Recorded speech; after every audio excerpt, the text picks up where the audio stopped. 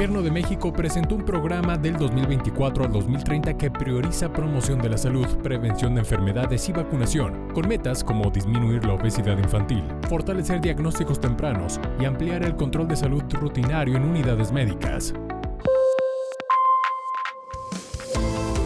Y aquí estamos ya de regreso en su programa Torre Médica. Bueno, Ángel, creo que explicarle a la gente qué es un gasto de bolsillo y cómo se puede mejorar, porque hablabas tú en cifras estimadas en donde de cada 10 pesos, 2 impactaban sobre, sobre la familia o por individuo, pero hablábamos que se ha demostrado que son 4 de esos 10 pesos lo que un individuo tiene que invertir en recuperar la salud.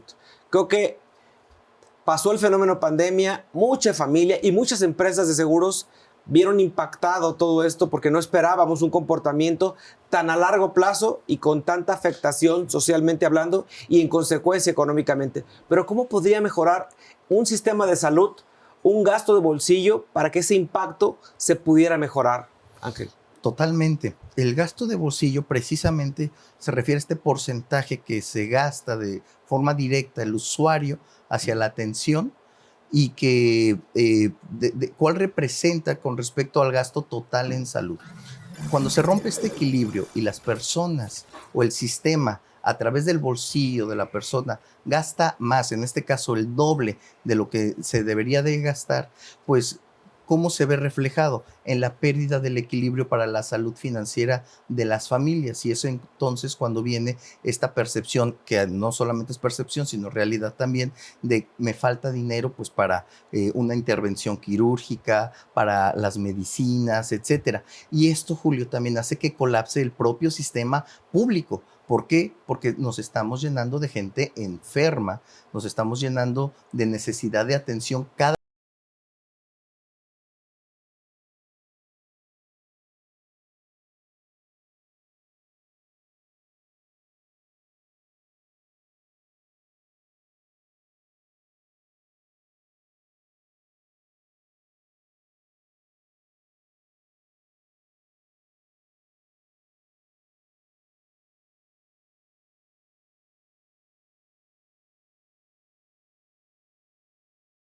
de lo que se pueda dar para prevenir la enfermedad. ¿A qué voy?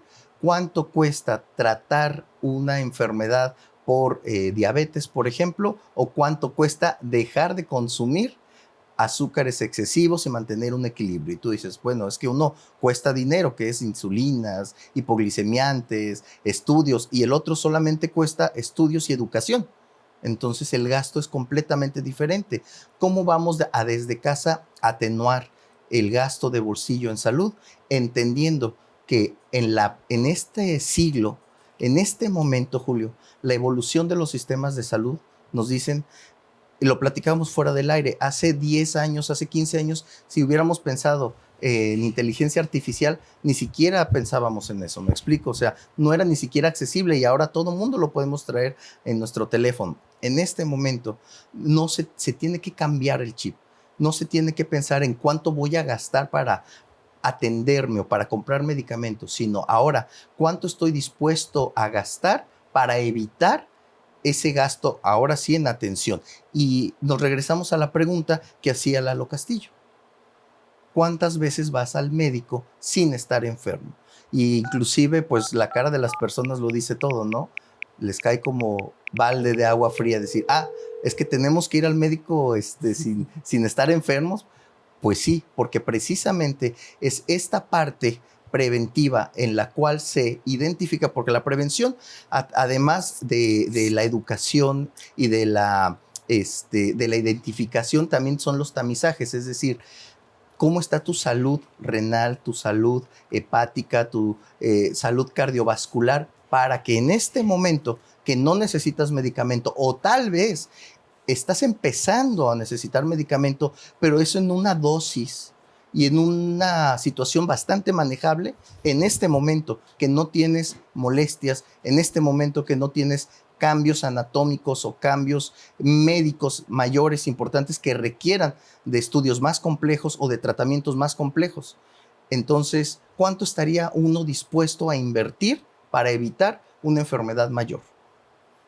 Wow, interesante pregunta. Y bueno, para que nuestro público en casita entienda un poquito, ¿cuál sería la diferencia entre un seguro de gastos médicos, llámese mayores, menores, con un sistema integral de salud? Perfecto. Los seguros de gastos médicos mayores tienen una función muy específica, muy clara y muy necesaria, que es contener un gasto catastrófico, es decir, una enfermedad grave, cara, digamos, accidental en algunos casos, en los cuales hablamos de cuentas de 1 millón, 2 millones y que en este momento pues a una persona le representaría no poderla pagar o disponer de su patrimonio para poderse atender. Para eso sirve el seguro de gastos médicos, para una emergencia en salud. Pero, ¿y si no queremos llegar a una emergencia? ¿Y si queremos contener la posibilidad, el riesgo de tener la necesidad de gastar en ese seguro de gastos médicos? Entonces tiene que haber un sistema que me permita identificar de manera temprana, a través de los tamizajes, a través de las consultas, inclusive a través de la misma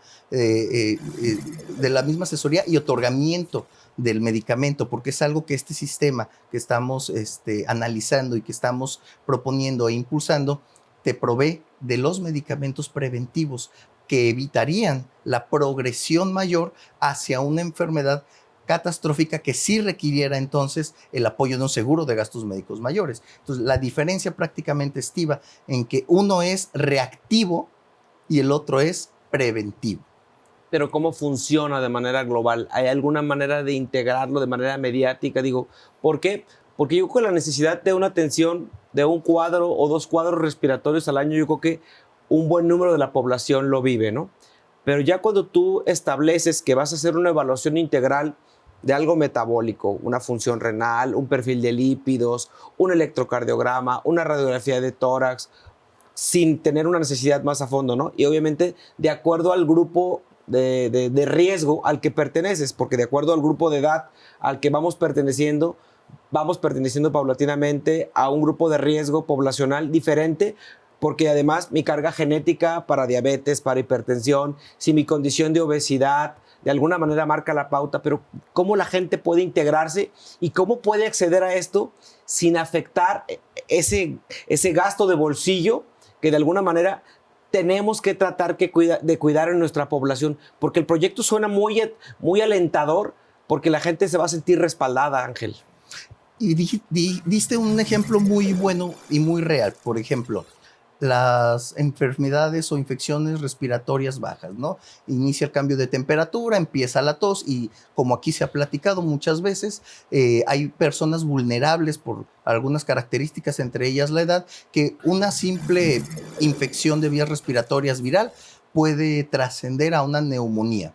¿Cuánto cuesta una consulta preventiva en donde está iniciando un cuadro respiratorio, donde hay que hacer una radiografía, posiblemente medicamentos, seguimiento, en una forma controlada? ¿Y cuánto costaría el no haber hecho esa intervención oportuna y ya entonces tener un ingreso hospitalario en donde hablamos ya posiblemente de terapia intermedia, hablamos de ventilación mecánica, hablamos de antibióticos de amplio espectro? Sí vemos la enorme diferencia de saber, de tener acceso a un mecanismo de atención, digamos, primaria, oportuna, versus a tener atención, ¿no?, ya cuando está un problema establecido. Y esa gran diferencia, no solamente en costos, sino también en temas y hay que verlo, no impacta no solamente en el bolsillo, impacta en la dinámica familiar, impacta en muchas situaciones el hecho de decir, oye, pues a lo mejor si hubiera tenido o invertido 30 minutos, 1 hora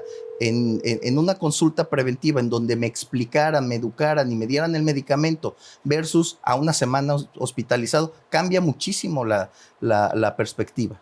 Y el gasto de bolsillo, que de alguna manera sabemos que de fondo la sociedad, cuando ya tenemos o estamos enfrentando un problema crónico, y hablabas tú de algo muy valioso, ¿no?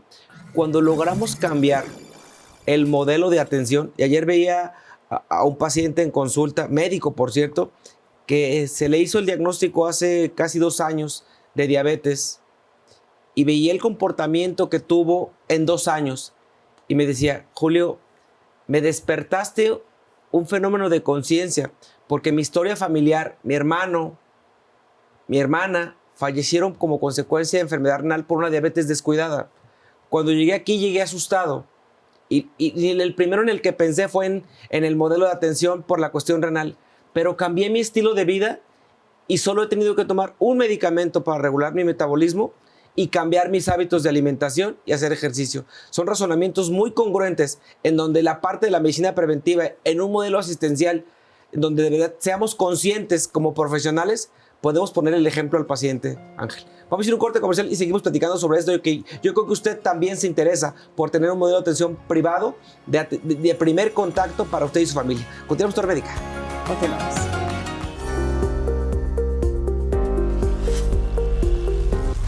La cobertura de servicios básicos de salud en México es del 78%, cifra menor que el promedio de países de la OCDE. Esto refleja desafíos para asegurar que toda la población acceda a servicios preventivos de calidad.